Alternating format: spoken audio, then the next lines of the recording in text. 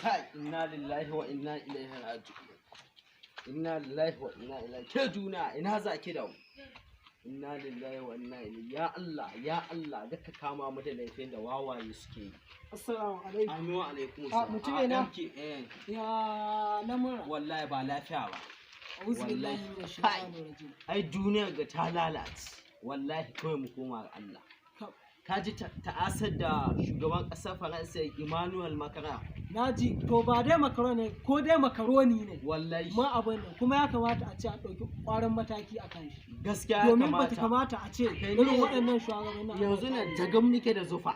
Wallahi gaba ɗaya hankali na ina ganin ina shiga internet ina ganin wannan posting din na ɓatanci ga fiyayyen halitta annabi Muhammad sallallahu alaihi wasallam. Gaba ɗaya hankali na ya tashi. Ya kamata a ce ma mun ƙaurace ma kayan Faransa domin ta wannan hanya su ma suna samun ci gaba cikin sai mu ƙaurace mu guje su. Ka gane duk wani shago yanzu za mu je duk wani shago da aka kayan Faransa su duk wasu abubuwa bugun Faransa za mu je za mu ƙone har shagon idan bai fitar da su ba. Makiro yake ko dai makara yake ko makaroni to mu ba za mu ɗauki yadda da wannan ba. Ka gane sannan akwai abin nan ne titi wanda France Road wanda yake Kano ba.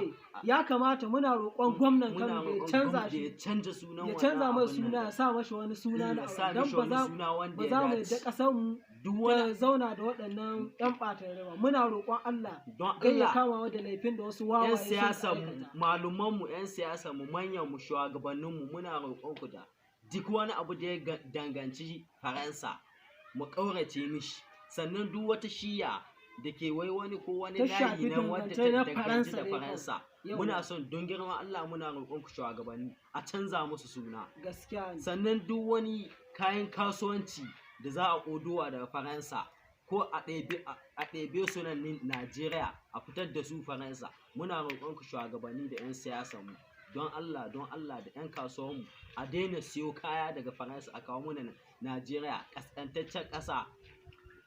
Allah muna roƙon Allah gayya kama mu da laifin da wawaye suke yi daga cikinmu.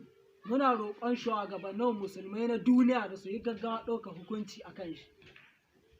Duk wani malami da wani shugabanni musulmi na duniya muna neman alfarma gare shi da su yi gaggawa ɗaukar hukunci akan Emmanuel Macron. Ko dai makara yake ko makaroni dai ko makiro mu dai duk dai ko dai miye. Yanzu za mu je duk wani shago da duk wani shago da mun ka gani in dai mun ga kayan Faransa ciki. Gaskiya kawai a fafasa shi idan bai fitar da kayan ba ya ƙone mu za mu je mu zuba fetur a shago mu ƙona su. Kowa ya huta mu je kawai. Allah ƙasƙantar da shugaban Faransa.